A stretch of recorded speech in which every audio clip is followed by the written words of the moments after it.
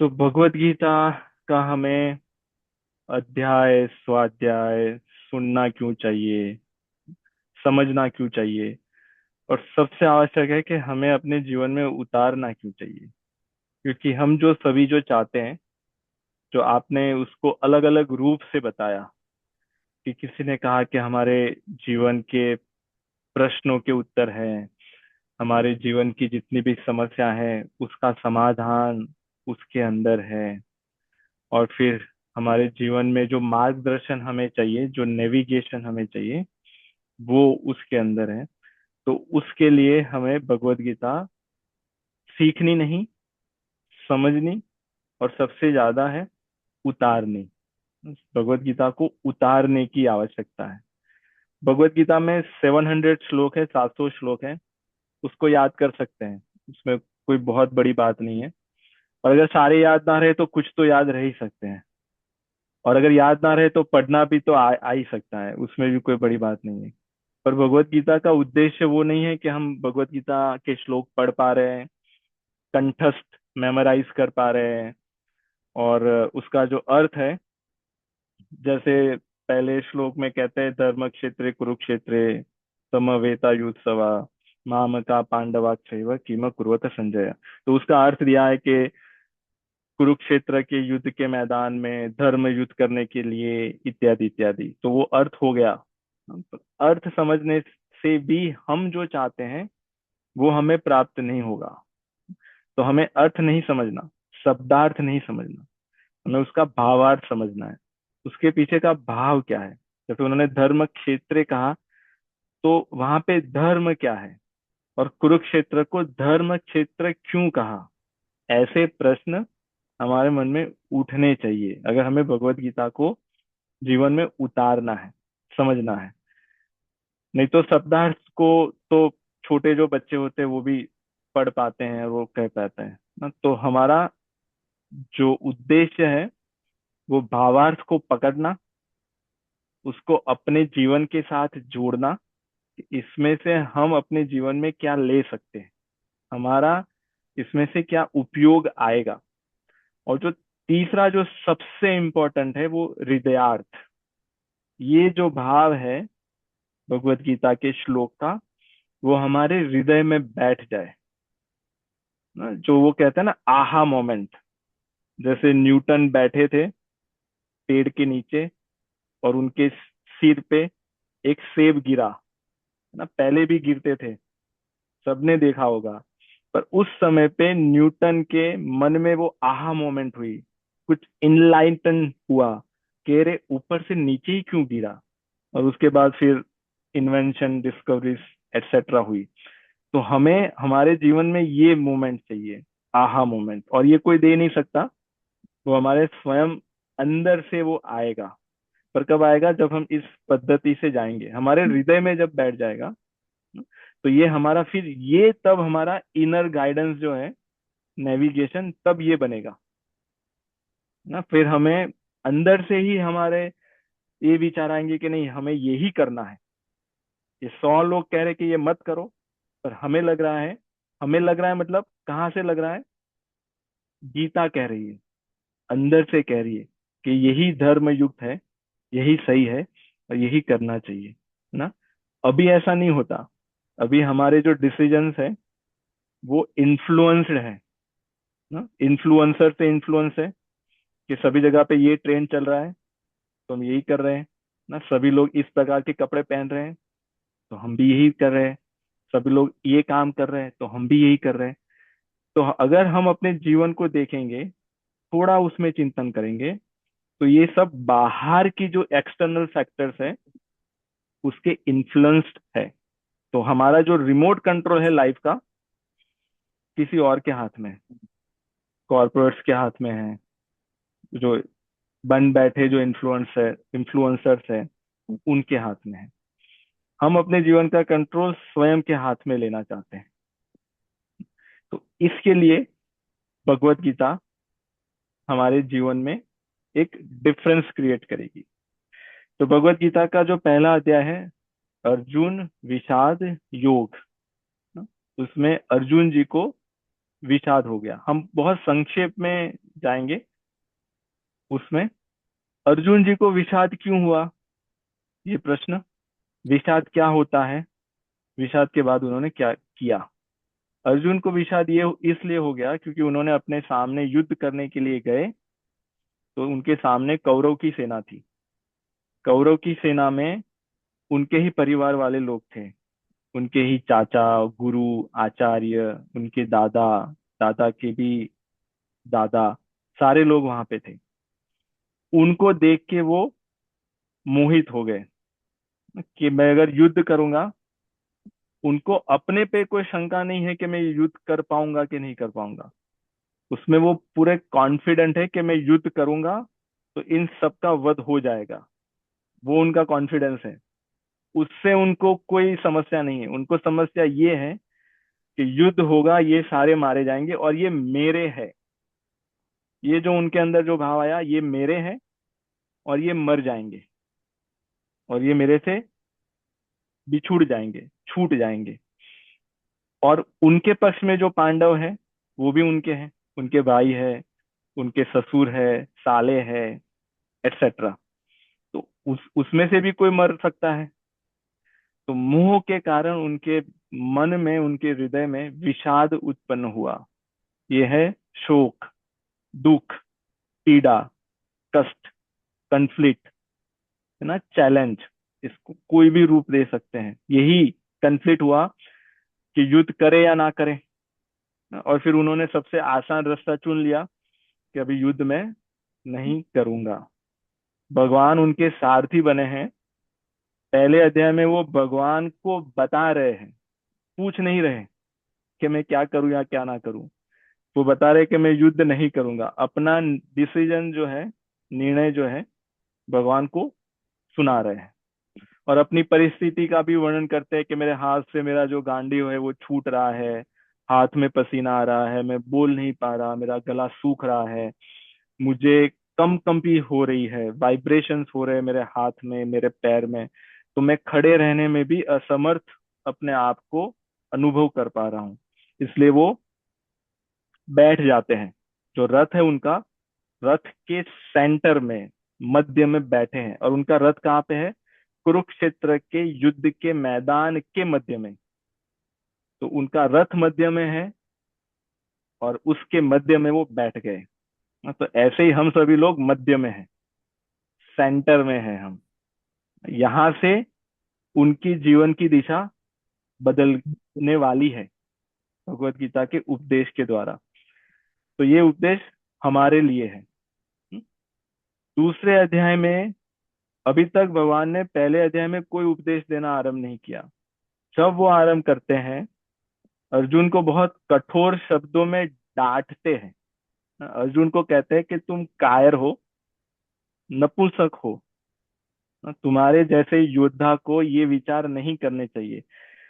बहुत अच्छी भाषा में नहीं समझाते हैं ना, उनको बहुत उस तरह से डांट रहे हैं जैसे अपमान ही हो गया। आप सोचिए, अर्जुन जिनका नाम है धनंजय, जिन्होंने जब राजसूय यज्ञ हुआ, जब इंद्रप्रस्थ की अ, हस्तिनापुर के बाजू में जो इंद्रप्रस्थ उन्होंने बनाया युधिष्ठिर जी ने, विश्वकर्मा की सहायता से, तब फिर जब राजसूय यज्ञ हुआ, तब वो पूरे सृष्टि में जितने भी राजा थे, पूरी पृथ्वी पे जितने भी राजा थे, सबको जाके जीत के सारा धन लेके आए उनके पास से। इसलिए उनका नाम है धनंजय। जो इतने वीर पुरुष है, जिन जो सारी कला में माहिर है, वो नृत्य भी जानते हैं, धनुर्धारी भी कर सकते हैं, युद्ध भी कर सकते हैं, भोजन भी बना सकते हैं, कुछ ऐसा नहीं है जो नहीं कर सकते ना। उनको कह दिया गया कि तुम कायर हो। तो ये कितना बड़ा अपमान है ना। पर यहाँ पे अर्जुन ने क्या किया? उस अपमान को सह लिया, क्योंकि उनको उत्तर चाहिए था, उनको समाधान चाहिए था, उनको मार्गदर्शन चाहिए था। और जब भगवान आरंभ करते हैं दूसरे अध्याय में अपना उपदेश देना, जो सबसे पहला उनका उपदेश है, असोचान ज सोचस्त्वम, ना? और कहते हैं नानु सोचंती पंडिता, गता सुचम नानु सोचंती पंडिता। जिस पे शोक नहीं करना चाहिए, जिस पे दुखी नहीं होना चाहिए, उसको लेके तुम दुख कर रहे हो और बातें बड़ी बड़ी कर रहे हो, बातें पंडितों जैसी कर रहे हो जैसे। और तुम्हारा जो व्यवहार है, जो आचरण है, वो उससे विपरीत है। ये भी देखने में आता है, ये भी हम अपने जीवन में आस पास में, आज तो बहुत सरल है कि हम बातें बड़ी बड़ी करें कि जैसे सुबह 4 बजे उठना चाहिए, वॉक पे जाना चाहिए, फ्राइड स्वीट इत्यादि नहीं खाना चाहिए, है ना। तो ये बातें बड़ी बड़ी हो गई पंडितों जैसी, ज्ञानियों जैसी। और फिर बीच में से हम चीट डे निकालेंगे, और फिर बर्थडे के दिन तो चलता है, एनिवर्सरी के दिन चलता है। तो यही हुआ कि ये बातें पंडितों जैसी पर आचरण में नहीं है। क्योंकि उन्होंने, अर्जुन जी ने जो भगवान को सारी बातें बताई कि मैं युद्ध क्यों नहीं करना चाहता, उन्होंने बहुत सारे रीजन दिए, बहुत सारे अपने अपने कारण दिए। अगर कोई व्यक्ति उसको सुनेगा तो वो कन्विंस हो जाएगा, उसको लगेगा कि नहीं, अर्जुन जी सही कह रहे हैं, युद्ध नहीं करना चाहिए ना। पर भगवान ने वो पकड़ लिया कि तुम्हारी बातें बड़ी बड़ी है, पर केवल सुपरफिशियल है, ऊपर ऊपर की है, अंदर कुछ है नहीं, अंदर पूरा खोखला है। इसलिए जब वो आरंभ करते हैं दूसरे अध्याय में, तो ये पहला उनका उपदेश है। दूसरा जो बड़ा उपदेश उनको सबसे पहले देते हैं, मात्रा स्पर्शास्तु कौन्तेय शीतोष्ण सुख दुखदा आगम पायोनिय नित्या तान तितिक्षव भारत। वहां पे कहते हैं सहो। सबसे पहले कह रहे हैं कि सह लो। क्या सह लो? तुम्हारे जीवन में जो सुख दुख आ रहा है, जो अनुकूलता प्रतिकूलता आ रही है, कुछ चीजें तुम्हारे फेवर में हो रही है, कुछ तुम्हारे फेवर में नहीं हो रही, जो कुछ अच्छा हो रहा है तुम्हारे साथ, कुछ बुरा हो रहा है, उन सबको सह लो।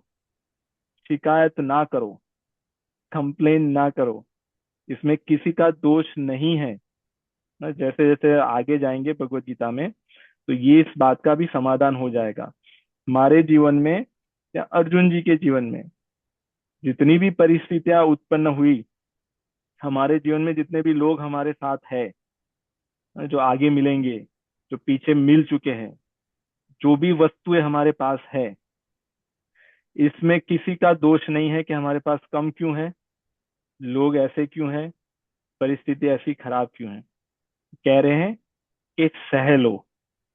कि उसके बाद फिर जो आज का जो है वो हम इसमें देखेंगे। तो इसमें हम भगवत गीता का एक श्लोक लेंगे, मतलब उस अध्याय का एक श्लोक लेंगे, और उससे हम भगवत गीता का जो अध्याय का जो सार है उसको समझने का प्रयास करेंगे। तो जो दूसरा अध्याय है उसका नाम है सांख्य योग। उसका अर्थ होता है ज्ञान ना। ज्ञान जो होता है वो होता है प्रकाश। जैसे आप में से किसी ने कहा कि भगवत गीता से हमें वो दृष्टि प्राप्त होती है जिससे हम देख सके ना। तो भगवत गीता हमारे अंतकरण की आंखें है, अंदर की आंखें ना। एक तो बाहर की आंखें हो गई, पर कभी कभी ये देखने में आता है कि बाहर की आंखें होते हुए भी हम नहीं देखते। जैसे धृतराज का आता है, धृतराज के पास आंखें नहीं थी, तो बाहर की आंखें नहीं थी, पर उसके अंदर की भी आंखें नहीं थी, है ना। गांधारी के पास तो थी, तो उसने अपने अंदर की आंखें भी बंद कर ली और बाहर की आंखें भी बंद कर ली। तो दूसरा अध्याय है वो ये है कि ज्ञान प्रकाश, ज्ञान से आरंभ करते हैं। यहाँ पे बात कर रहे हैं सत्य और असत की।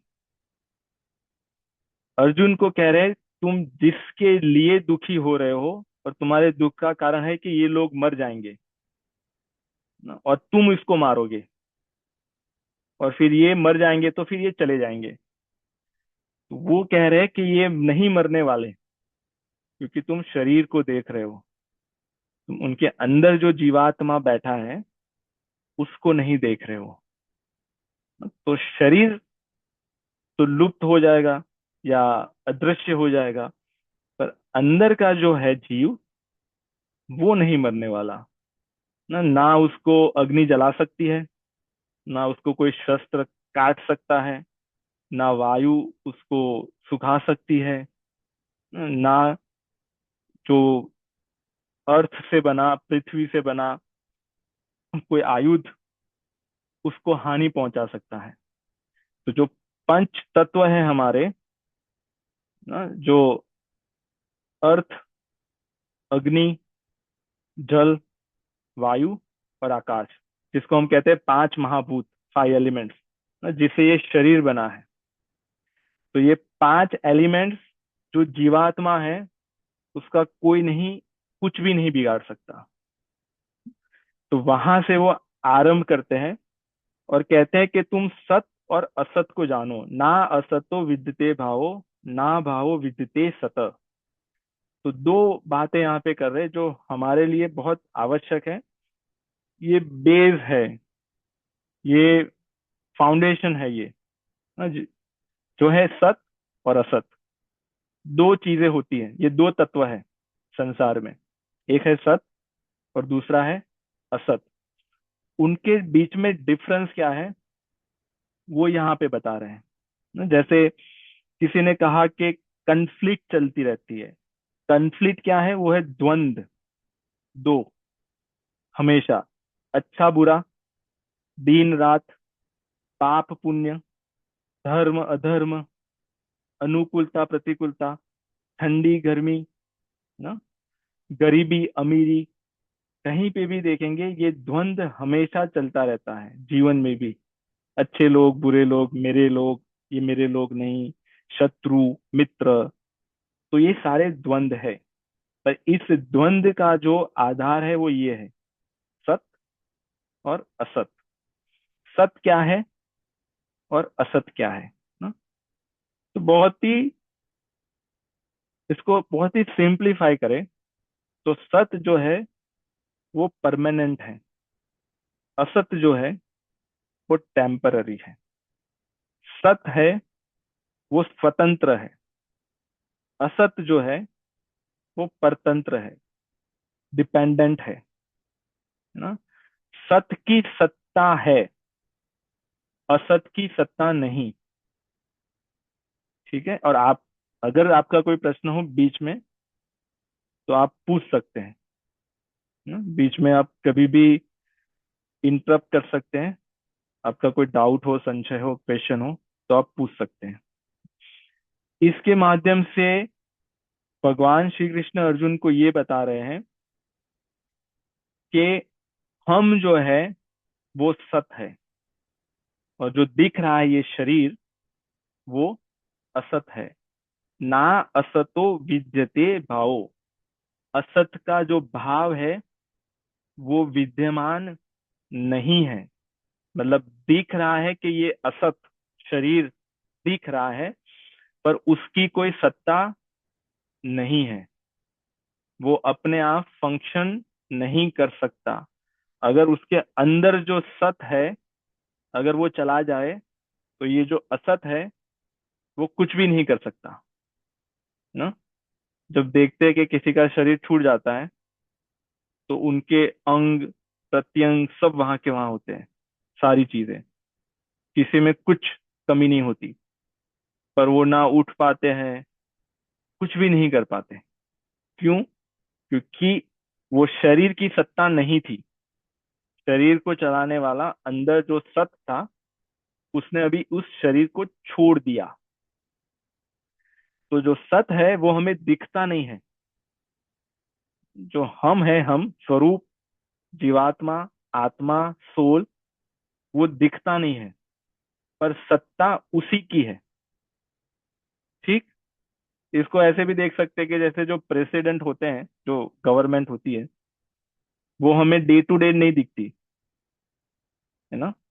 पर जो सारा नियम चलते हैं, जिससे ये पुलिस व्यवस्था, न्याय व्यवस्था और जो हमारे सिटी की व्यवस्था वो सब चलती है, वो किसके आधार पे या किसके प्रभाव पे चलती है? वो जो गवर्नमेंट है वही उसको चलाती है। तो ऐसे ही हमारा जो सत है, इस सृष्टि में जो सत है उसी से ही असत दिखने में आता है, पर असत का प्रभाव नहीं होता। यहां तक किसी का कोई प्रश्न? ये बैठ रहा है, ये समझ में आ रहा है आप सभी को? तो यहाँ पे कह रहे हैं तुम्हें दुख इसलिए हो रहा है क्योंकि तुम असत को सत मान रहे हो, तुम सत को देख नहीं पा रहे हो। जब वो असत को सत मान रहे हैं तब क्या होगा, क्योंकि असत का जो स्वभाव है वो परिवर्तनशील है ना। वो दिखेगा, बढ़ेगा, धीरे धीरे कम होगा। जैसे शरीर है, उसका जन्म होता है, वो बढ़ता है, एक जगह पे आता है, और फिर धीरे धीरे धीरे धीरे धीरे नष्ट हो जाता है। ऐसे संसार में जितना भी हम देखेंगे, पेड़ पौधे, पशु पक्षी, नदियां, पर्वत, इवन प्लैनेट्स, गैलेक्सी, यूनिवर्स, ये सभी इसी को फॉलो कर रहे हैं ना। ये सारा जो संसार है वो असत है, क्योंकि वो परिवर्तनशील है। यहाँ पे कह रहे हैं कि जो असत है उसको कोई दोबारा देख नहीं सकता। जैसे यहाँ पे हमने सपन जी को देखा अभी, तो अगली क्षण में अभी सपन जी बदल गए। उनके अंदर के जो सेल्स, उनके शरीर के जो सेल्स है ना, वो नए बन रहे हैं, जो पुराने हैं वो मर रहे हैं। उनके अंदर के जो विचार है वो जा रहे हैं, बदल रहे हैं इत्यादि। तो कह रहे असत को कोई नहीं देख सकता। इसका एक और उदाहरण ले सकते हैं कि जैसे अगर हम नदी के पास बैठे हो, वहां से जो पानी जा रहा हो, तो हमने जैसे ही उस पानी पे हमारी दृष्टि गई, अगली क्षण में क्या होगा, क्या वो पानी हमें फिर से दिखने में आएगा? हाँ? वो चला गया अभी। तो ऐसे ही असत परिवर्तनशील है, हर क्षण असत हमसे छूट रहा है, क्योंकि वो उसका स्वभाव है। वो बाय डिफॉल्ट उसका डिजाइन ही ऐसा है कि वो तो जाएगा, शरीर जाएगा, वस्तुएं जाएगी, हमारा जो धन है वो जाएगा, हमारा जो नाम है वो जाएगा, ये सब कुछ जाएगा। उनको कह रहे हैं कि तुम्हें दुख इसीलिए हो रहा है कि तुम्हें लग रहा है कि ये चला जाएगा, शरीर चला जाएगा। हाँ? तो जिसको लेके दुख नहीं करना चाहिए उसको लेके दुख कर रहे हो, क्योंकि जो जाने वाला है वो तो जाएगा, उसको नहीं पकड़ सकते क्योंकि वो असत है, उसकी सत्ता नहीं है। तो ये सत और असत का ज्ञान यहाँ पे वो दे रहे हैं। जी सपन जी, आप कुछ कह रहे हैं?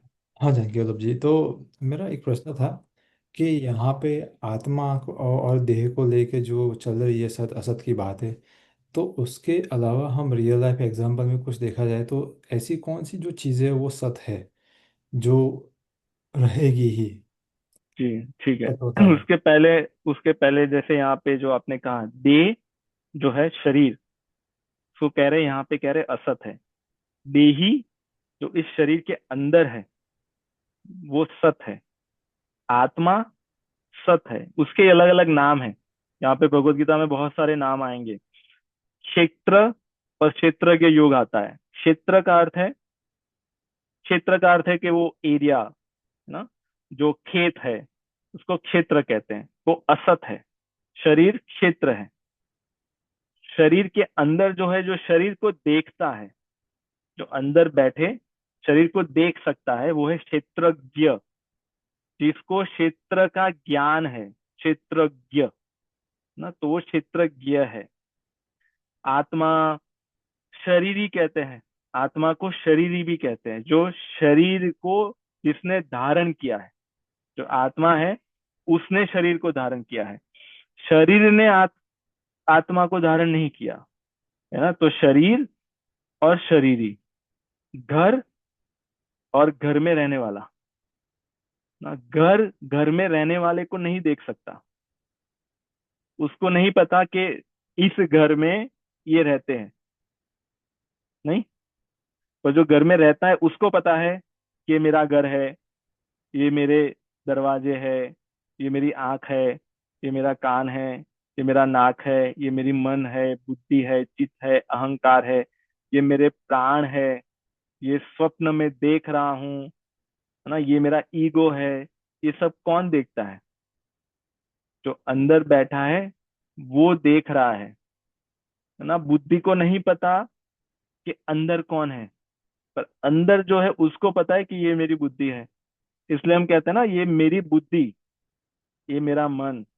हम ये नहीं कहते कि मैं मन, मैं बुद्धि, मैं विचार, है ना। ये सब इस शरीर के भाग हैं। जैसे तीन प्रकार के शरीर कहते हैं: स्थूल, सूक्ष्म और कारण शरीर, है ना। ये तीनों असत है। और हम कहाँ पे हैं? उसके बाद बैठे हैं, उसके परे हैं। स्थूल शरीर हम देख सकते हैं, सूक्ष्म शरीर का अनुभव कर सकते हैं, स्वप्न आते हैं मन से, विचार आते हैं मन से, है ना, निश्चय करते हैं बुद्धि से, ये सूक्ष्म शरीर में है। अंदर ईगो हट होता है, थोड़ी अंदर हलचल होती है, वो ईगो अहंकार। और चित्त में कुछ बातें बैठ जाती है कि मुझे तो यही पसंद है, मैं यही खाऊंगा ना। तो ये मन, बुद्धि, चित्त, अहंकार, ये सूक्ष्म शरीर के भाग है। और फिर उसके बाद है कारण शरीर। कारण शरीर में हमारे संस्कार, हमारा स्वभाव है। ये स्वभाव में से, वो कहते हैं ना, हमारी ये इच्छा हुई, ये स्पीणा स्पुणा हो रही है, हमें ये मन में आ रहा है, वो कहाँ से आ रहा है? वो स्वभाव में से चीजें निकल रही है। तो ये कारण शरीर तक सारा शरीर है। और हम उसके बाद में बैठे हैं जो इन तीनों को चला रहे हैं। तो कह रहे जो सत है वो दृष्टा है, वो देखता है, वो आनंद लेता है, आनंद लेना चाहिए उसको, है ना। पर ये जो सत और असत के बीच का जो अंतर है, डिफरेंस है, जब वो छूट जाता है तो फिर ये जो आत्मा है अपने आप को शरीर मानने लगती है और दूसरों को भी शरीर मानने लगती है। अर्जुन यहाँ पे दूसरों को शरीर मानने लगे, अपने को भी शरीर मानने लगे कि ये मेरे चाचा, ये मेरे गुरु, ये मेरे आचार्य, है ना। किसके आचार्य, किसके गुरु? शरीर के। जो संबंधी है वो शरीर के। तो यहाँ पे अर्जुन जी अपने आप को शरीर मान रहे हैं और दूसरों को भी शरीर मान रहे हैं। यहाँ पे इसलिए कह रहे कि उभयोरपि दृष्टोंत तत्व तत्व न यो तत्वदर्शी भी। जो ज्ञानी पुरुष होता है, जो योगी होता है, इन दोनों को देखता है, इन दोनों का अनुभव करता है, उन दोनों के बीच में डिफ्रेंशिएट करता है कि ये दूध है, ये पानी है ना। देखता है कि ये सत है और ये असत है। दुख का कारण यहाँ पे ये है कि जो हम हैं, हमने अपने आप को शरीर मान लिया। जो घर का मालिक है उसने घर को स्वयं मान लिया। इसलिए जब घर में कोई समस्या होती है, घर पे समस्या होती है, तो वो दुखी हो जाता है, नहीं। और जैसे घर पे कलर कर दिया नया, तो बहुत प्रसन्न हो जाता है।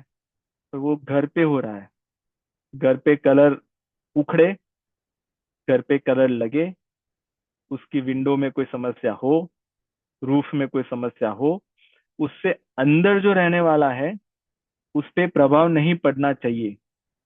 पर उसने अपने आप को घर मान लिया, इसलिए घर की सारी समस्या से वो प्रभावित हो रहा है। यही दुख है। ठीक है। तो ये था अभी आपका जो प्रश्न है, अगर हमें याद है तो। आपने कहा कि डे टू डे लाइफ में हम कैसे देखें, मतलब क्या डे टू डे लाइफ में क्या सत्य है, क्या असत्य है। हाँ। जी ठीक है। तो ये जो भगवत गीता का ज्ञान है वो सत्य है ना। जो यूनिवर्स का जो ज्ञान है, जो ब्रह्मांड का जो यूनिवर्सल ट्रुथ है, वो सत है। जो सत्य हम कहते हैं ना कि सत्य को कोई छुपा नहीं सकता, दबा नहीं सकता, उसको परेशान किया जा सकता है, पर वो प्रकट हो जाता है। तो जो सत्य है, सत्य, सच, वो सत है। जो चेतना है, चैतन्य है, जो कॉन्शियसनेस है, वो सत है। वो सदैव है, वो नित्य है, वो परिवर्तनशील नहीं होती। जो सच सच है, जो सत्य है, वो भी परिवर्तनशील नहीं है ना। जो चीजें सतयुग में थी कि पशुओं की हिंसा नहीं करनी चाहिए, कलयुग में भी वही है। हम माने ना माने, वो अलग बात है, पर वो सत्य परिवर्तनशील नहीं होता। हमारी चेतना परिवर्तनशील नहीं होती। ये जो ज्ञान है भगवत गीता का, या हमारा शास्त्रों का जो ज्ञान है, वो भी परिवर्तनशील नहीं है। ऐसे नहीं होता कि अभी गीता 3.0 आ गई, नया वर्जन आ गया भगवत गीता का, है ना। भगवत गीता एक ही, जो भगवान कह के गए, वो सदैव रहेगी। ये ज्ञान भगवान कह रहे हैं कि चौथे अध्याय के आरंभ में उन्होंने सृष्टि की जब रचना उन्होंने की, तब उन्होंने ये ज्ञान सूर्य देव को दिया था। सूर्य देव ने वो ज्ञान मनु महाराज को दिया। मनु महाराज ने इक्ष्वाकु, जिस वंश में भगवान राम आए, उनको दिया। तो ये ज्ञान ऐसा नहीं कि भगवान ने द्वापर युग में कुरुक्षेत्र के युद्ध के मैदान में दिया, वही ज्ञान था, वही पहली बार दिया। ये बहुत पुरातन है। सत्य जो है वो सनातन है, ये पुरातन, जिसका कोई आरंभ नहीं है, जिसका मध्य नहीं होता, और इसलिए जिसका अंत नहीं होता ना। जिसका जन्म नहीं होता, जिसका जन्म होता है उसका मरण होता है, पर सत्य अनादि है, जो कभी जन्मा नहीं, इसलिए वो कभी मरेगा नहीं, वो कभी परिवर्तनशील नहीं होगा। तो ज्ञान, चेतना, ये ज्ञान, आनंद, ये सत है। आनंद, हम आनंद की बात कर रहे हैं, उसका अभी बहुत करप्ट रूप आ गया कि प्लेजर और एंजॉयमेंट, वो वाला नहीं ना। आनंद, इसलिए हम कहते हैं भगवान का नाम सच्चिदानंद। सत, चित, आनंद। तो भगवान जो है वो सत है, वो सदैव है। उनके पास जो ज्ञान है, वो सबसे, वो भी सत है ना, और आनंद। ठीक है सपन जी। तो ये सब सत है। तो ये भगवत गीता का ये श्लोक हमें क्या बताने जा रहा है कि हम अपने जीवन में सत और असत का अंतर करें। हम देखें कि हम असत को तो सत नहीं मान रहे हैं, है ना। जैसे जो वस्तु जाने ही वाली है, जैसे बाल के रंग है, एक एग्जाम्पल लेते हैं, वो सफेद होने ही वाले हैं। उसके लिए कितना भी परेशान हो, वो तो होंगे, उस पे कलर लगा सकते हैं ना, पर तभी भी वो श्वेत है ही। तो ये असत है, ये जाने वाला है। तो जैसे हम लोग असत को असत के रूप में देखेंगे कि ये आया है तो ये जाएगा, तो फिर हमारे जो दुख के जो कारण है, दुख के कारण, वो धीरे धीरे धीरे कम हो जाएंगे। नहीं, ज्यादातर हम उसमें ही परेशान होते रहते हैं, क्योंकि असत का स्वभाव है परिवर्तनशील, विनाशशील, वो नाश को जा रहा है। और उसको हम बनाए रखने का प्रयास करते हैं कि हमारा जो रूप है वो ऐसा ही रहेगा। उसके लिए लोग ऑपरेशंस करवाते हैं, बहुत अलग अलग प्रकार की दवाइयाँ खाते हैं, क्योंकि उनको ये चाहिए, ऐसा ही रखना है। और जैसे जैसे जाता है, तब दुख होता है, अंदर से अच्छा नहीं लगता, क्योंकि उन्होंने असत को सत मान लिया है। पर जब असत को असत देखेंगे, सत को सत देखेंगे, तब हमारे जीवन की जो समस्या है, फिर हमारी ये दृष्टि आएगी, जिस दृष्टि से ये देख रहे हैं, हाँ, जो ये महापुरुष हैं वो तत्व को देख रहे हैं, तत्वदर्शी महापुरुष। ये देख रहे हैं कि संसार में अभी पहले सतयुग था, फिर त्रेता आया, द्वापर आया, अभी कलयुग है। इससे भी और खराब होगा ना, क्योंकि ये इसका स्वभाव है सदैव नित्य परिवर्तनशील रहना। तो उसमें वो परेशान नहीं होते, उसमें दुखी नहीं होते। उनको जो करना होता है वो करते हैं, क्योंकि उनको पता है कि वो सत है। तो वो दोनों को देखते हैं। ठीक है जी, तपन जी। तो ये श्लोक को थोड़ा सा और गहराई में समझने की कोशिश कर रहा था कि सत और असत में अगर हम उसको देख रहे हैं तो हमें हमें क्या करना है। सत को और असत को देख के हमें क्या करना है, हमें यहाँ से क्या लेना है। जी ठीक है। तो हमें तो पहले तो देखने से आरंभ करना पड़ेगा, और उसके बाद जब कर्म योग में कह रहे हैं, क्योंकि हम, एक तो हमने कह दिया कि हम सत है, सभी को पता है। सनातन संस्कृति में जितने भी लोग जुड़े हैं और जो लोग नहीं भी जुड़े, वो लोग भी कहते हैं कि देयर इज अ सोल। आत्मा के बारे में तो उनको भी पता है ना। एक तो पता होना अलग बात है, और दूसरा अनुभव होना। इन दोनों में बहुत बड़ा अंतर है। हम कितना भी कहें कि हम ये शरीर नहीं है, हम आत्मा है, पर जब भूख लगेगी तब हम यही कहेंगे कि मुझे भूख लगी है, मुझे अब भी खाना चाहिए ना। उसके लिए हम कुछ ना कुछ व्यवस्था करते हैं।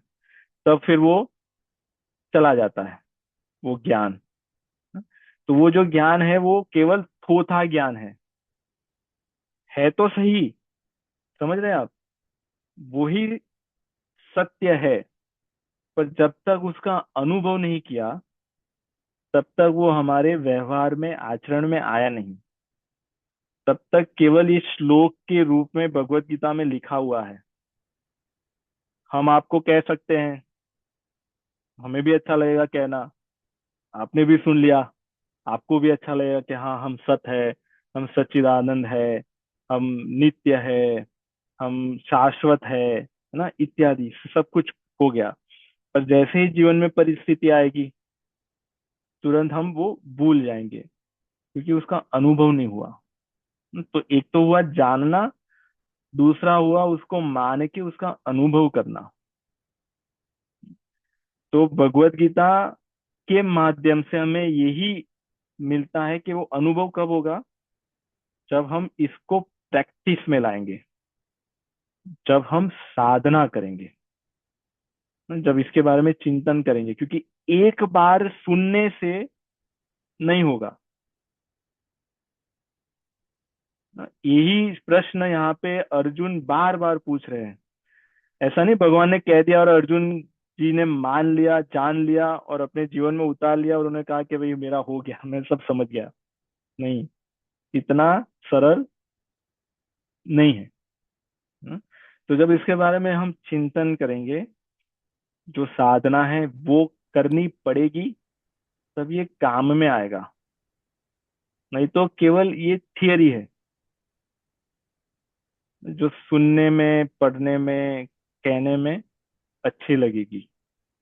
हम्म? तो ये किए। और आपका प्रश्न आप फिर से दोबारा कहिए हमें। तो ये सत और असत को हम जो डेली लाइफ में देखते हैं, मतलब अगर सत को जान लिए हम तो हमें करना क्या है सत जान के।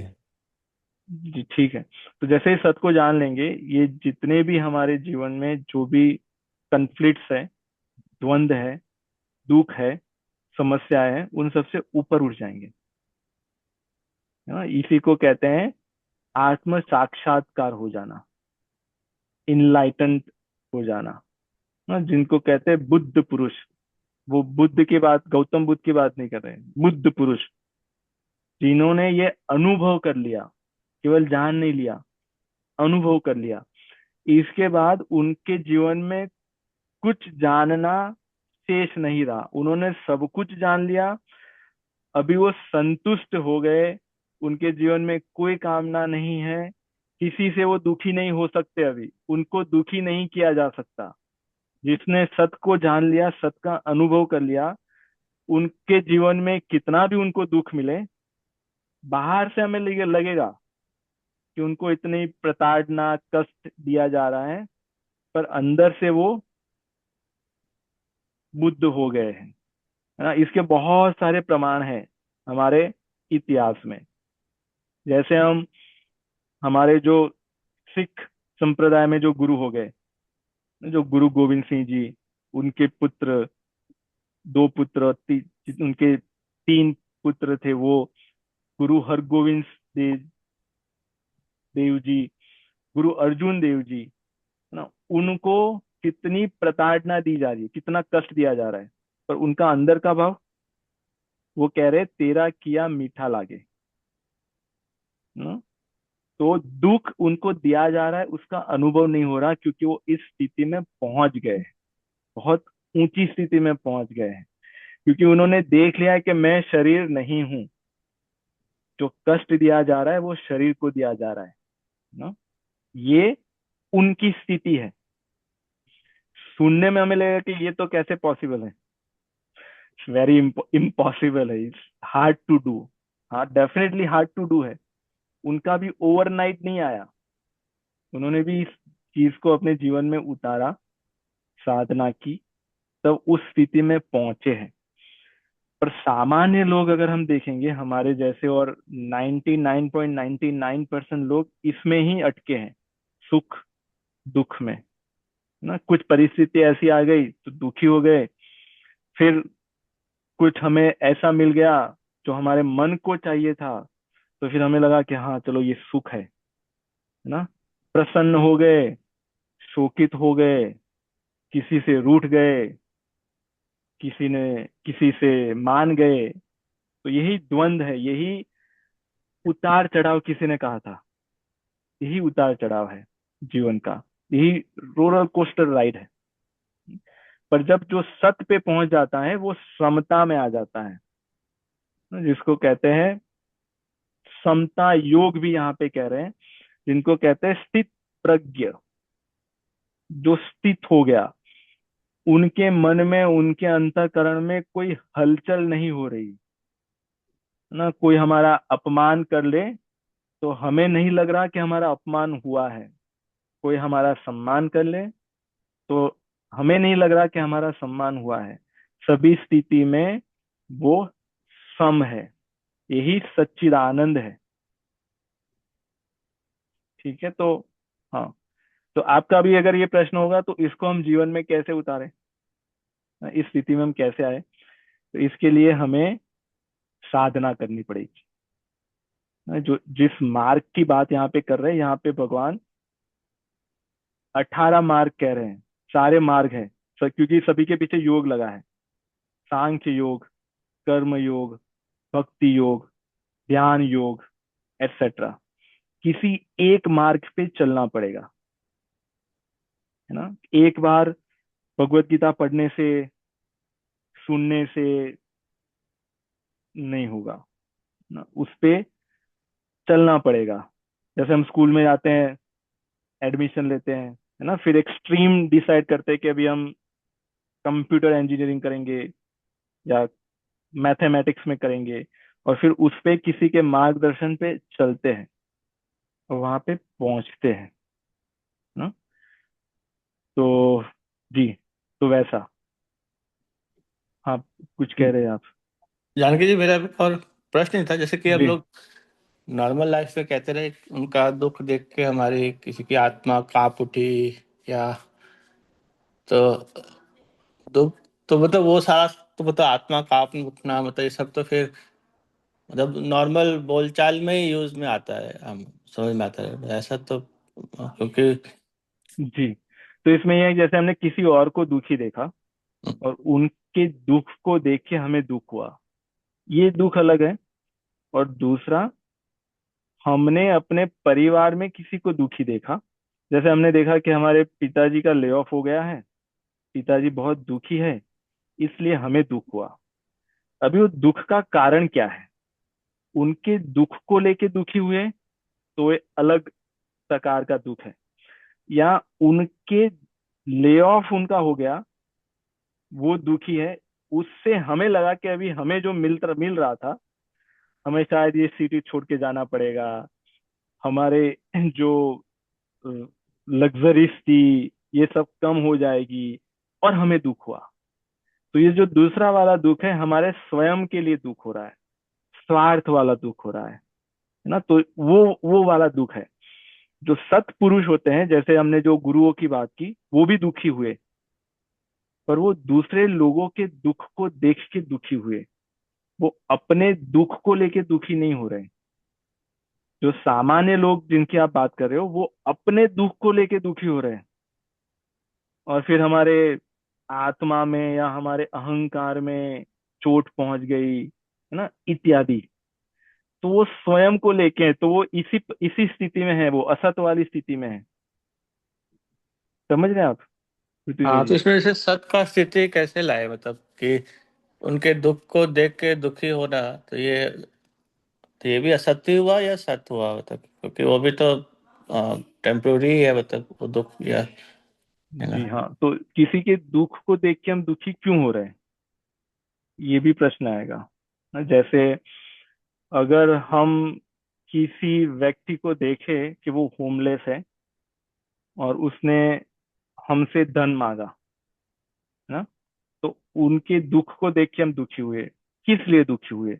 बहुत कारण हो सकते हैं। एक कारण ये भी हो सकता है कि बेचारा ठंडी में है, उसके पास कपड़े नहीं है, इसलिए हम दुखी हुए। उसके पास भोजन नहीं है, इसलिए हम दुखी हुए।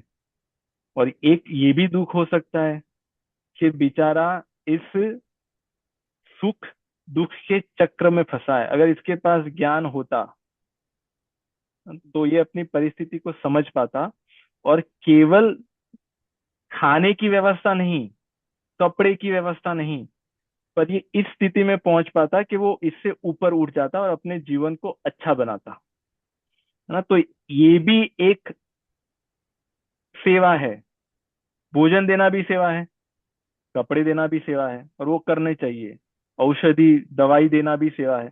पर सबसे बड़ी सेवा किसको कहा गया है, सबसे बड़ा दान किसको कहा गया है? शिक्षा दान, ज्ञान दान। क्यों?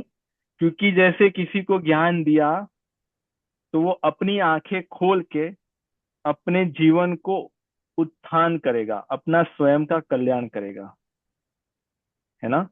तो ये स्थिति है, पर इसमें यही है कि हमें कहीं से तो आरंभ करना पड़ेगा, और फिर धीरे धीरे हम अपने आप को जैसे जैसे उठाएंगे, हमारी देखने की दृष्टि बदलेगी। अभी हम ऐसे देख रहे हैं कि हमारे बच्चे रो रहे हैं क्योंकि हमने उनको जो खिलौना चाहिए था नहीं दिया, इसलिए रो रहे हैं। फिर हम ये देखेंगे कि अरे उनके पास ज्ञान नहीं है, इसलिए हम क्या देख रहे हैं। दृष्टि, हमारी दृष्टि बदलेगी, ये भगवत गीता का ज्ञान। पर वो जैसे हमने कहा, वो एक सेशन में इससे हमें ये मिलेगा कि हमें किस दृष्टि से भगवत गीता को ग्रहण करना है, ना कि हमारे बदलने का जो नजरिया है, जो तरीका है, वो हमारा बदले ना। हम किसी को दुखी देखते हैं तो क्या दुखी देखते हैं? हमें ये दुखी देखना चाहिए कि जैसे हम इस संसार में फंसे हैं बेचारे, वैसे वो भी बेचारे हैं, तो ये सही दुख हुआ ना। जैसे हम देखते हैं कि हम भी भूखे हैं, वो भी भूखे हैं, तो हम तो शरीर को लेके कह रहे हैं कि हमारा शरीर भूखा है, उनका शरीर भूखा है, तो हम दोनों समान दुखी है, तो इससे हमें दुख हो रहा है। पर हम ये देखें कि जैसे हम इस संसार में सुख दुख के चक्र में, कष्ट इत्यादि में फंसे हैं, वैसे बेचारे वो भी फंसे हैं। इनका कैसे हित हो, उनका कैसे कल्याण हो, ये सबसे बड़ी सेवा ये है। यही है परहित सरिस धर्म नहीं भाई। किसी का हित कैसे होगा? भोजन देने से वो तो दूसरी बार भूखा हो जाएगा। कपड़े देने से वो तो विनाशशील है, वो भी फट जाएंगे। ऐसा नहीं कि नहीं देना चाहिए, देना चाहिए, पर सबसे बड़ा दान क्या है? ज्ञान का, जो भगवान यहाँ पे अर्जुन को दे रहे हैं। हाँ? मृत्युंजय जी, ये प्रश्न था आपका हाँ ठीक है, हाँ या? ये तो, नहीं नहीं, ठीक है। हाँ, मतलब उसी को थोड़ा सा और था समझना था कि कोई पर दुख देख के, मतलब या दूसरों का दुख देख के हमें तो दुख तो होता है, पर उस पर फिर हमें क्या करना चाहिए, मतलब कि जैसे हमें हाँ लोग उनकी जी। सहायता करे या मतलब। उनकी उस समय पे तो जो हम्म, उनकी आवश्यकता है वो सहायता कर दे, है ना। जैसे हम्म, हमारे शास्त्रों में तो ये आपने भी सुना होगा कि पैसे नहीं देने चाहिए बस हाँ, वो तो उनकी। बात होती है। हाँ, है ना। तो जैसे उनको भोजन की आवश्यकता है तो भोजन दे दे, पर उसके बाद हमारे मन में ये भाव हो कि इनका वास्तविक कल्याण कैसे हो, क्योंकि केवल भोजन से कल्याण नहीं होगा। यहाँ हाँ, पे दुर्योधन को समझाने के लिए भगवान संधि करने जाते हैं, तो उसके कल्याण की बातें करते हैं भगवान, कि भाई तुम्हारा कल्याण कैसे हो। जैसे कल जो गुरुजी कह रहे थे कि अंगद जी को भेजते हैं राम जी, है ना, तो हाँ कहते हैं कि फिर उनका कल्याण करो, कल्याण, हाँ रावण का कल्याण हो जाए उनका। है ना, हमारा काज हो जाए और उनका हित हो, हाँ, तो वास्तविक हित हो। तो हमारा ये वहां तक हमारी दृष्टि जाए, केवल भोजन से या पैसों से, या हमने बच्चों को सारी व्यवस्था दे दी, क्या उनसे उनका कल्याण हो जाएगा, है ना। तो वही वास्तविक कल्याण क्या है हमारा। तो ये हमारे ये यही श्लोक में से बहुत सारे ऐसे प्रश्न स्वयं के लिए उठने चाहिए। तो इसका ये उद्देश्य है। हाँ, पर आपने जो कहा अ, उसको हम वैसे देख सकते हैं। ठीक है। ठीक है। जी। जी सपन जी। आगे आपने एक बात कही थी सत और असत को लेकर, मन के बारे में। क्योंकि यहाँ पे एक मेरा भाव आ रहा था कि मन हमारे कंट्रोल में नहीं है, हम मन के कंट्रोल में है ऐसा लग रहा है। तो वही जो स्थिति जो आप बताए थे स्थित प्रज्ञ की, जो स्थित प्रज्ञ है वो व्यक्ति, उसका मन उसके कंट्रोल में है, ऐसा कह सकते हैं? जी। हाँ, उसके कंट्रोल में सब कुछ है ना। उसका मन, बुद्धि, चित्त, अहंकार, वो सब अपने नियंत्रण में रखता है।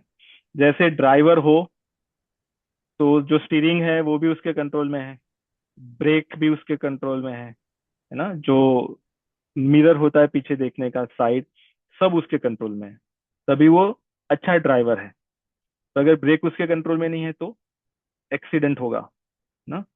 और जब एक्सीडेंट होगा तब टिकट किसको मिलेगी या सजा किसको मिलेगी, गाड़ी को या ड्राइवर को ना। भुगतना किसको पड़ेगा, ड्राइवर को ना। वो ये नहीं कह सकता कि मुझे पता नहीं, ब्रेक नहीं लगी या मुझे नहीं आता था। आप बैठे हो गाड़ी में, तो फिर आपको जो भी हानि होगी उसको आपको भुगतना पड़ेगा। तो सजा तो उसको भुगतनी पड़ेगी, तो दुख रूप में आएगी सजा, कष्ट रूप में आएगी, पीड़ा रूप में आएगी। तो जो कह रहे थे सत और असत, तो जो असत है यही, जो हम कहते हैं ना, ब्रह्म ब्रह्म सत्य, जगत मिथ्या। तो जो ब्रह्म तत्व है, हम भी वही है, ये सत है। और जो जगत है वो सपने जैसा है ना। उमा कहूं मैं अनुभव हम्म, अपना, शिव जी कह रहे हैं मेरा अनुभव, ये जो इन्होंने दर्शन किया, ये दृष्टोन्त्व, इस तत्व का दर्शन करने के बाद कह रहे हैं मेरा अनुभव उमा पार्वती ये है कि सत क्या है, हरि भजन, जगत सब सपना। क्योंकि जो सपना होता है वो कांस्टेंट नहीं होता, कि होता है ना, नहीं होता। और जैसे ही सपना चला जाता है फिर उसके बाद ना, तो वो जैसे सपना मिथ्या है, ऐसे ही जो जगत जो दिख रहा है वो मिथ्या इसलिए है क्योंकि वो परिवर्तनशील है। उसको हम पकड़ नहीं पा सकते, वो हमारे हाथ में नहीं आएगा। जैसे हम उसको देखेंगे वो बदल गया, जैसे हमने आपको देखा आप बदल गए। आप 1 मिनट पहले थे, अभी आप वो नहीं हो जो आप 1 मिनट पहले का आपका जो शरीर था ना, अभी आपका शरीर बदल गया है। तो 1 सेकंड भी मैं आपके शरीर को नहीं देख सकता, क्योंकि वो परिवर्तनशील है, कांस्टेंट चेंज हो रहा है ना?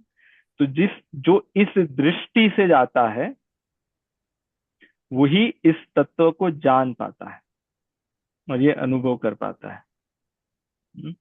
नहीं तो जैसे सपने में हम जैसे परेशान होते हैं, जैसे कहते हैं कि सपने में अगर आपके पीछे कोई पड़ा हो, आपको मारने के लिए, है ना, तब आपको वो सच लगता है या झूठा? सच लगता है। सच लगता है। झूठा कब लगता है? उठ जाते तो। उठ जाते तब, ना। पर जब सपने में होता है तब, तब ये ज्ञान कोई काम नहीं आता। तब उसको कितना सच मानते हैं। उसमें जेल भी होती है, फांसी भी चढ़ाते हैं, है ना, अवार्ड भी मिलता है, प्राइम मिनिस्टर भी बन जाते हैं, तब पूरा सच लगता है ना। सपने हूँ सिर काटे कोई, जब तक उठेंगे नहीं तब तक वो सच मानते हैं। अगर सपने में कोई सिर काट रहा है तो उतना ही दुख होगा जितना दुख वैसे होना चाहिए, है ना। तो यही जो स्वप्न है वो असत है, जो हम है वो सत है। हम्म। तो जी आपने एक आप बताया था साधना के बारे में। तो ये मन पे जो आवरण है असत का देखा जाए आज के दिन में, वो आवरण दूर करने के लिए हमें साधना करनी पड़ेगी। तो साधना क्या है, हम कैसे समझे साधना क्या है? जी, साधना के बहुत अलग अलग प्रकार है, बहुत बहुत बहुत अलग अलग प्रकार की साधना है ना। और सबसे पहले जो आपने कहा, ये जो असत है वो केवल कहने से नहीं चला जाएगा। जो हमारा जो भ्रम हो चुका है कि हम असत है, ना, स्वप्न में है, तो स्वप्न उठे बिना नहीं जाएगा। ना, जैसे अगर स्वप्न में आप समस्या में पड़ गए तो आपको बचाने के लिए हम क्या करें? जैसे आप स्वप्न में आप चिल्ला रहे हो कि बचाओ बचाओ, है ना, और आप डूब रहे हो या आपको कोई मार रहा है, तो हम आपको कैसे बचाए? 911 करे, एम्बुलेंस को बुलाए, है ना, क्या उससे आप बचोगे? नहीं। उसके उसके लिए हम आपको उठाएंगे, और जब हम आपको उठाएंगे तो आपको उठना पड़ेगा ना। ये भी होता है कि किसी को उठाते रहो, ढोल बजाते रहो, जैसे कुंभकर्ण है, वो अगर उठना ही नहीं चाहता तो उनको कोई नहीं उठा सकता ना। तो ये उठना, उठने की जो प्रक्रिया है, कभी उठ रहे हैं, कभी जग रहे हैं, वही साधना है। ये केवल बातों से नहीं होगा ना। तो साधना तो करने से होगी। तो फिर क्या साधना में, फिर आपका ये प्रश्न है कि फिर साधना में क्या करें? जिस मार्ग पे जा रहे हैं उस प्रकार की साधना होती है ना। तो जैसे ध्यान करना भी एक साधना है। जब हम ध्यान करते हैं ना, भगवान का ध्यान करते हैं, उनके चरणों का ध्यान करते हैं, उनका जो भी रूप हमें अच्छा लगे उनका ध्यान करते हैं, तो वो एक साधना है। ये चिंतन कर रहे हैं हम, इसके बारे में सोच रहे हैं ना, ये भी ध्यान, ये भी साधना है। और जो सत है, सत का चिंतन कर रहे हैं। एक तो सत ज्ञान है, दूसरा सत नाम है। इसलिए हमने सुना होगा सतनाम ना। सतनाम क्या है? भगवान का जो नाम है वो सत है। तो जो जब नाम जप करते हैं वो एक साधना है। वो हमारे अंदर ये जो असत रूपी जो मैल जो जमा हो गया है, वो धीरे धीरे धीरे उसको साफ करता है। तो नाम जप करना, स्वाध्याय करना, और जब नाम जप कर रहे हो तब ध्यान करना, नाम का ध्यान करना, या फिर रूप का ध्यान करना, जो भी हमने विग्रह मूर्ति देखी हो, चित्र देखा हो, उनका ध्यान करना, और सत्संग करना, और सेवा करना, ये सारे साधना के अंग हैं। पर ये, हाँ, ये साधना करने से ही ये धीरे धीरे धीरे हमारे अंदर उतरेगा। क्योंकि ये जो भ्रम जो जमा है, ये जो मैल जमा है, बहुत पुराना है, अनंत जन्मों से बैठा है ये हमारा। हाँ, ये एक स्वप्न नहीं है, स्वप्न के अंदर भी स्वप्न है, उसके अंदर भी स्वप्न है, उसके अंदर भी स्वप्न है। समझ रहे हैं आप? है ना। कभी कभी पता नहीं, हमारा तो ऐसे एक दो बार अनुभव हो गया, स्वप्न के अंदर हम देख रहे हैं कि हम सो रहे हैं और एक और स्वप्न चल रहा है।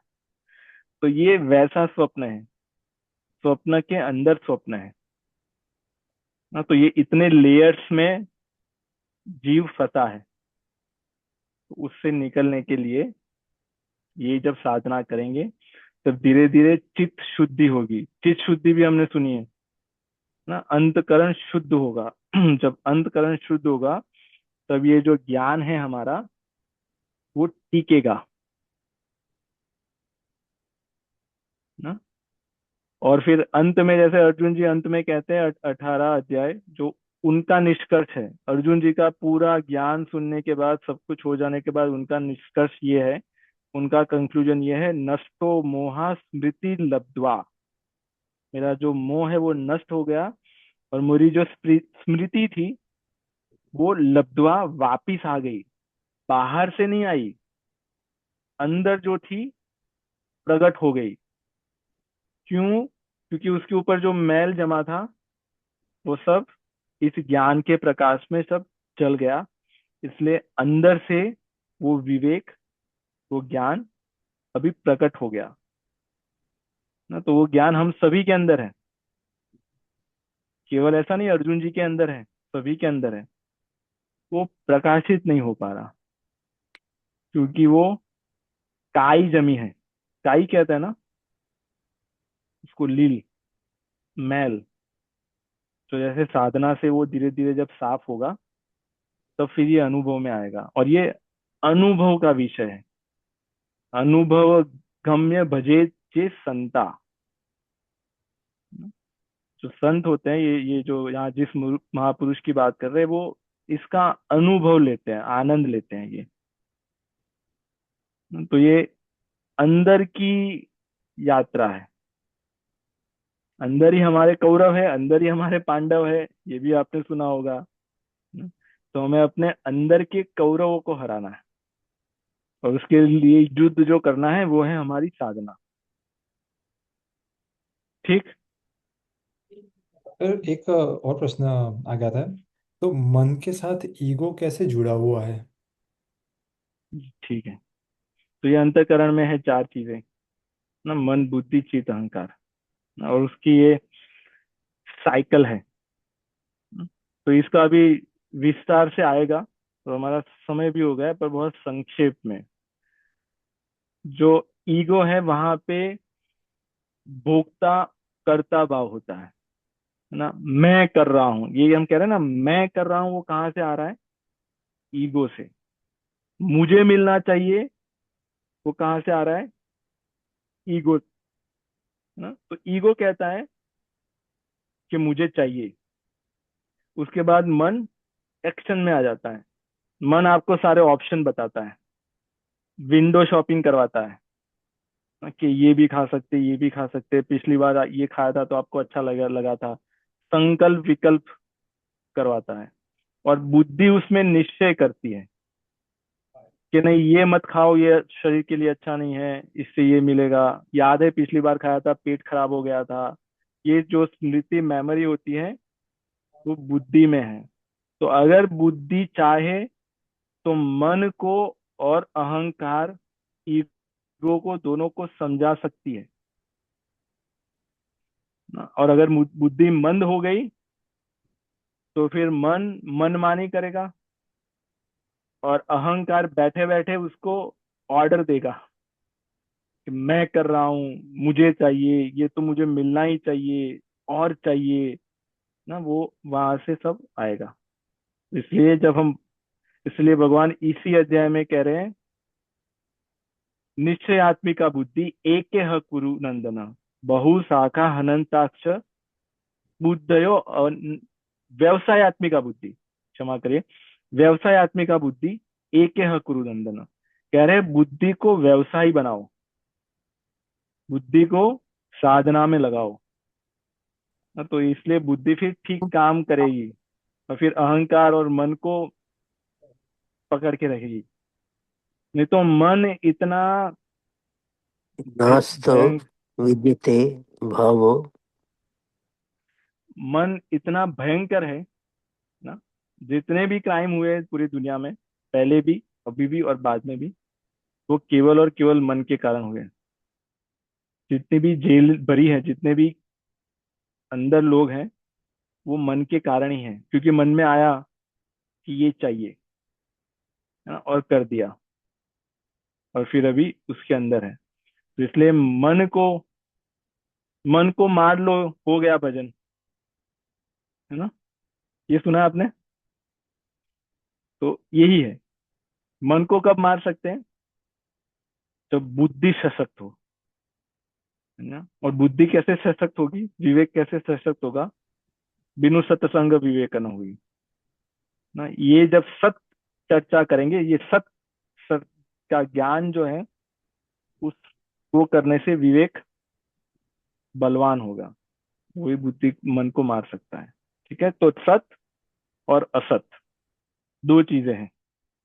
तो ये दूसरे अध्याय में भगवान एक फाउंडेशन बना रहे हैं, और उस पे जो हमने समता की बात की, और फिर स्थित प्रज्ञ इत्यादि। ठीक है जी। इनका कोई प्रश्न है? आप? हरे कृष्ण।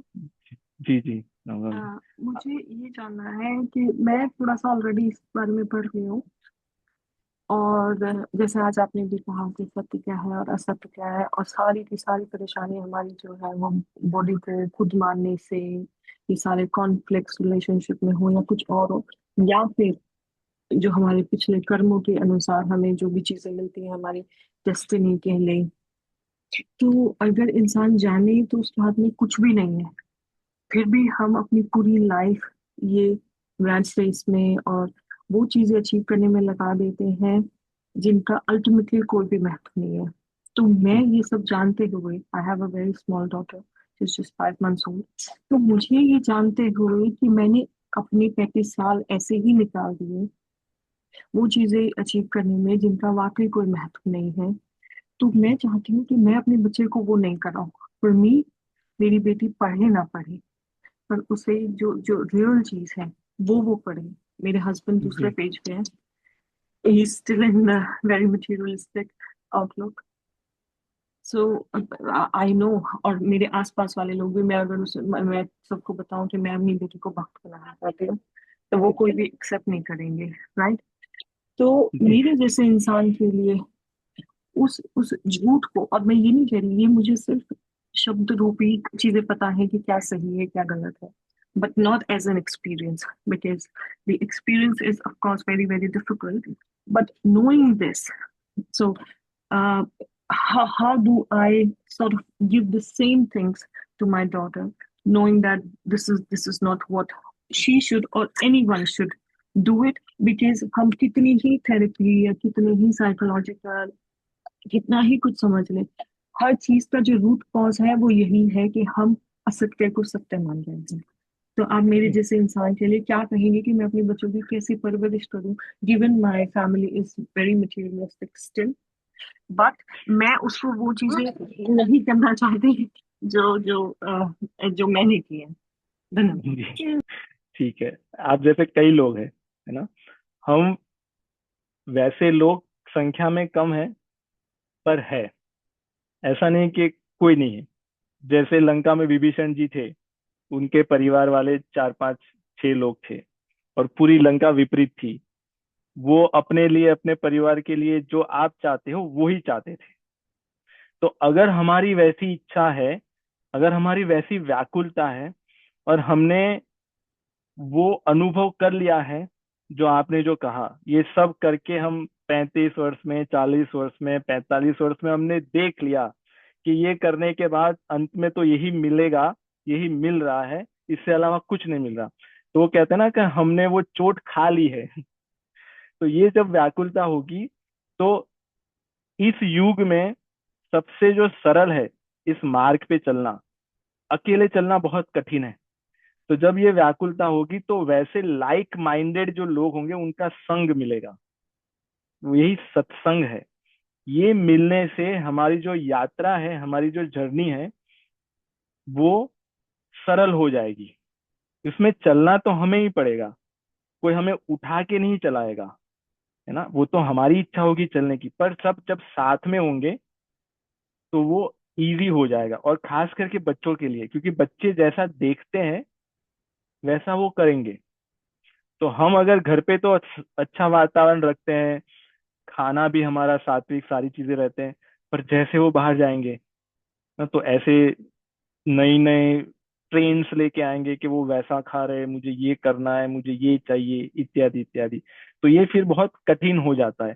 और ये हम भी यही फेस कर रहे हैं, है ना। हमारे भी दो बच्चे हैं, सपन जी का भी छोटा 2 ढाई वर्ष का है उनका। तो सभी इसी में है, पर सब अपना अपना प्रयास कर रहे हैं ना। तो एक तो हम घर पे जितना हो पाए उतना उनको करें। अभी तो बहुत छोटे हैं, तो हमें लगता है कि वो समझ नहीं पा रहे हैं। नहीं, वो सब समझ पा रहे हैं। अभी वो प्रकट नहीं कर पा रहे हैं, तो वो सब समझ रहे हैं। उनके चित्त में ये सारा चीजें जाके बैठा है। कि जो भी अगर हम चर्चा कर रहे हैं वो सुन रहे हैं, जैसे आप श्लोक का पाठ कर रहे होंगे या फिर अगर आप कीर्तन कर रहे होंगे, तो वो सब उनके चित्त में जाके बैठ रहा है और उनके संस्कार बन रहे हैं। उनके अच्छे संस्कार बन रहे हैं। वो कब प्रकट होंगे?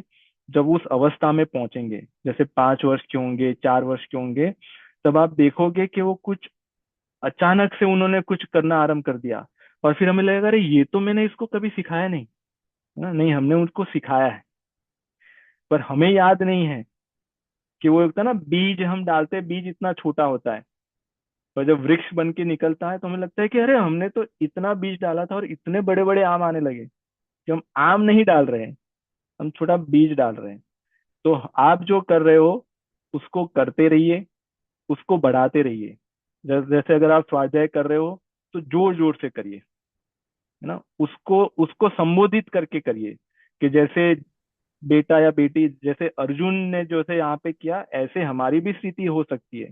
जैसे आप वक्ता हो और वो श्रोता है, ऐसे आप करिए, उनके साथ सत्संग करिए, है ना। उनसे आपका भी लाभ होगा और उनका भी लाभ होगा।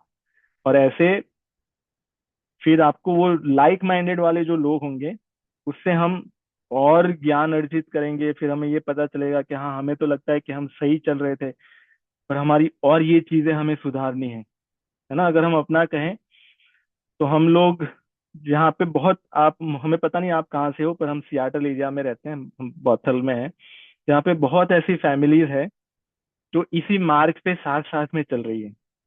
जब हमने आरंभ किया तब हमारे घर में टीवी भी था, सब कुछ था, फिर धीरे धीरे छूट गया। एक्चुअली ये अच्छा सवाल है। मैं वैसे जर्मनी में रहती हूँ, पर इस टाइम मेरी बहनें रहती है यहाँ पे, सियाटल में ही रहती है। एक बहन टेक्सास में रहती है, पर मैं अभी यहीं पे ही आई हुई हूँ। और मैंने, क्योंकि मैं बहुत कहती रहती थी मुझे किधर ले चलो, कि भागवतम का कोई सेशन हो, ये वो। तो मेरे जीजा जी जो है उन्होंने फिर मुझे कहा कि अच्छा इसमें तुम ज्वाइन हो जाओ। जी। तो मैं यहीं जी। पे, और अब तो मैं इतनी ज्यादा होगी, आई थिंक बच्चे के बाद ना तुम्हें थोड़ा सा और ज्यादा सा हो जाता है कि तुम उनके लिए क्या सबसे बेस्ट कर सकते हो। ऑफ कोर्स तुम उनको पैसा धन ये सब कर सकते हो, मेरे हस्बैंड उस पे लगे हुए हैं। मैं थोड़ा सा हूँ कि मैं उनको थोड़ी सी एवरलास्टिंग चीज दूं। और वो यही है कि मैं जैसे नाम जप करती हूँ तो मैं लाउड लाउड करती हूँ। मतलब मैं उसे सुलाने की कोशिश करती हूँ तो मैं राधा नाम से ही सुलाने की कोशिश करती हूँ। तो अब मेरा इतना ज्यादा हो गया है, क्योंकि जर्मनी में ना इंडियन कम्युनिटी बहुत छोटी है। हालांकि वहां पे भी मैंने थोड़ा सा ज्वाइन कर रखा है, पर वहां पे बहुत लिमिटेड स्पेस है। तो अब मुझे ऐसे हो गया कि अब मुझे यूएस आना है। यहाँ पे मुझे बहुत सारे ऑप्शंस मिलेंगे। तो भगवान करे कि मुझे ऐसी राह दिखाए और ऐसा कुछ संयोग हो जाए कि मैं यहाँ पे आ जाऊं, और फिर मैं फिजिकली आप सब लोगों से मिल सकूं, और बहुत सारे लोगों से। क्योंकि वही कहते हैं ना कि जैसे 5 लोग जिनके साथ आप सबसे ज्यादा समय बिताते हैं, आप वैसे ही हो जाते हो। तो मैं वही चाहती जी। हूँ कि मेरे बच्चे को संगति भी, उसके फ्रेंड सर्कल, हमारे फ्रेंड सर्कल थोड़े उसी उसमें हो, कि ताकि हम इस चीज में आगे बढ़ सकें। जी। और यहाँ पे तो भगवान की कृपा से और हमारे गुरु जी की कृपा से यहाँ पे बहुत सारी फैमिलीज ऐसी हैं जो इसी मार्ग पे चल रही है, और उनके बच्चे भी वैसे हैं जिनको देख के हमें भी कभी कभी विचार आता है कि ये सही में अमेरिका में है। ऐसे बच्चे हमने भारत में भी नहीं देखे। हम अपने बच्चों की बात नहीं कर रहे हैं, हम जो दूसरे हमारे जो सत्संगी बच्चे हैं उनकी बात कर रहे हैं।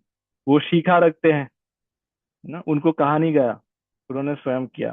तिलक करते हैं वो, और स्कूल में से कुछ भी नहीं खाते, कहीं बर्थडे में जाते तभी भी नहीं खाते। उनको ये किसी कोई फोर्स नहीं कर रहे हैं। टीवी नहीं देखते, मूवी नहीं देखते, है ना। क्योंकि उनका पहले से वैसा ही देखा है उन्होंने, तो उनके लिए बहुत ही सहज है। अभी जो लोग वैसा नहीं करते उनको ऐसा लगता है कि ये ऐसे क्यों नहीं कर रहे, ना। तो ये यही है, सबकी अपनी अपनी यात्रा होती है, कोई यहाँ से आरंभ करता है, कोई वहां से आरंभ करता है, कोई वहां से आरंभ करता है। पर सबसे बड़ी बात है कि आरंभ करता है और फिर उसके बाद चलता है। अगर किसी ने यहाँ से आरंभ किया, अगर कोई भक्त के कोई बहुत महान भक्त है उनके परिवार में आए और फिर वो वहां पे रह गए ना, तो कुछ नहीं होगा। पर कोई उस ऐसे परिवार में जैसे वाल्मीकि जी है और उनका पूरा जीवन बदल गया, तो कहाँ पे हो वो इतना मायने नहीं रखता, उसके बाद हम क्या करते हैं ना। तो इसमें हमें रुकना नहीं है, तो हम अपने अनुभव के हिसाब से कह रहे हैं। और आप सभी का यही रहा होगा कि इसमें हमें रुकना नहीं है। हो सकता है कि हम गिर जाए, हम चल ना सके, हम क्रॉल करें, है ना, क्रॉल भी नहीं कर पा रहे, पर हमें रुकना नहीं है, इसमें चलना है, जितना चल सके उतना चलना है। और दूसरी व्यवस्था तो भगवान करेंगे। तो आपका नाम क्या है? काजल? काचला, सुप्रिया काचला। क्या नाम है आपका? सुप्रिया काचला। ओ सुप्रिया जी, ठीक है जी जी, जी जी। सुप्रिया जी। तो मैं सियाटल आई में थिंक आपका इसमें नाम नहीं स्वागत आ रहा है। जी जी, जी। धन्यवाद। मैं अभी हूँ यहाँ पे 2 महीने। जी ठीक है, तो हमारे यहाँ पे सत्संग भी होता है इन पर्सन। तो अगर, अच्छा अच्छा। हाँ, आप मिल सकते हो, सारे हमने जिनको जी जी, बात किया मुझे उनसे। मुझे आप ग्रुप पे बताइए, तो मैं तो बहुत उत्साहित रहती हूँ ऐसी ऐसी चीजें अटेंड करने जी, के तो लिए। आप जो भी ग्रुप में हो वहाँ पे आप जो एडमिन होंगे उनको आप मैसेज कर दीजिएगा, जी जी, ठीक है। तो फिर वो आपको गाइड करेंगे, है ओके ना। ओके, बहुत जी धन्यवाद आपका। जी, ठीक है। ठीक है, तो हम यहाँ पे ही विराम लेते हैं क्योंकि समय हो गया, आप सभी भी व्यस्त होंगे, ग्रोसरी भी करनी होगी, घर के बहुत काम होंगे क्योंकि शनिवार है, रविवार है। ठीक है, तो आप सभी का बहुत बहुत धन्यवाद और जय श्री कृष्ण आप सभी को। राम राम। आप सभी से अगले शनिवार को मिलेंगे। ठीक है, राम राम हम सभी आशा को। करते राम हैं कि राम। आपको इसमें राम से राम कुछ जी। लाभ हुआ हो। बिल्कुल। ठीक है, चलिए। राम राम प्रकाश जी, चलिए। राम राम। हाँ, राम राम राम। जी राम। नम्रता जी, राम राम। राम राम जी, राम।